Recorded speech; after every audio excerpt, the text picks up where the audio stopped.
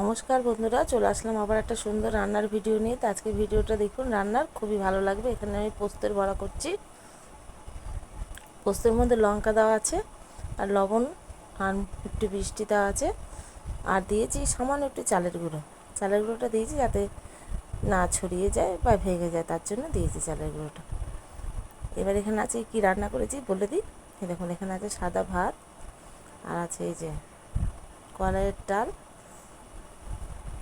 আছে নিরামিষ রান্না, আর আছে যে কচু দিয়ে আলু দিয়ে দম, ভাজা মশলা দিয়ে, শুকনো লঙ্কা জিরে গুঁড়ো দিয়ে, ঝিঙে আলু পোস্ত,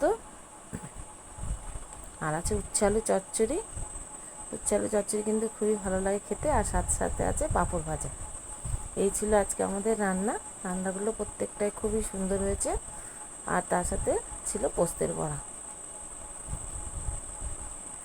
এই দেখুন, পোস্তের বড়া এখনও হয়নি। পোস্তের বড়া বেশি বড় করে ভাজলে হবে না, ছোট করে গ্যাসটা দিয়ে আস্তে আস্তে ভাজতে হবে।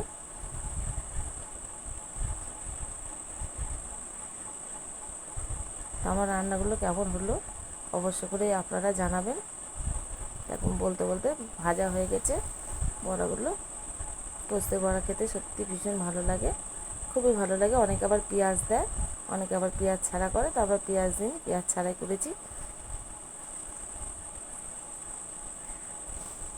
সবাই খুব ভালো থাকবেন। এখনকার মতন রাখি, তবে দেখুন কত সুন্দর হয়েছে। রাখছি, সবাই ভালো থাকবেন, টাটা।